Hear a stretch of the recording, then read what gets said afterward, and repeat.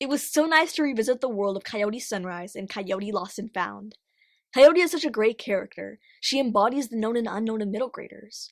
There are many assumptions often made about what middle schoolers go through and how much they can handle, but Coyote demonstrates a deep maturity that perfectly encapsulates what kids often feel. Dan Gemeinhart's latest book begins with our protagonist Coyote shockingly uncovering her mother's ashes behind a bookshelf. It turned out that her mother had been with her all along, and it's incredibly astonishing to her, and the reader as well.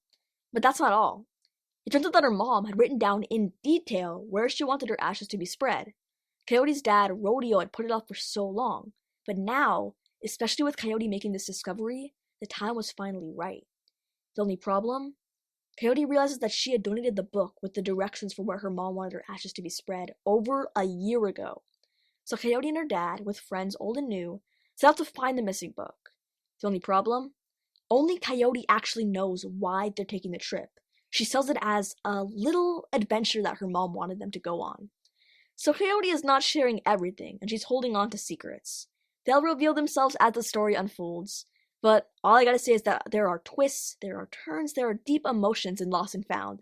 It's an amazing continuation of Coyote's heartfelt story.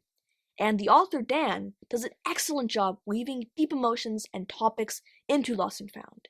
So many kids have to deal with loss, and grief can be a powerful thing. And while there are stages of grief, each person, especially kids, go through entirely different and unique ways of feeling grief. Like the uniqueness of the fingerprint. Coyote and Rodeo each have their own special way of grieving. I just loved Lost and Found, getting the chance to revisit stories to see how our favorite protagonists have grown, or what they're up to lately. It rarely happens, and that's why sequels or continuations are so enjoyable. A big thanks to Dan Gemeinhart for giving us another chance to share Coyote's world and experience her journey. This was a heartwarming and touching read that I highly recommend.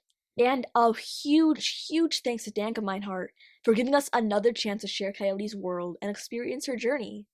This is a heartwarming and touching read that I highly recommend. A 10 out of 10. I loved it.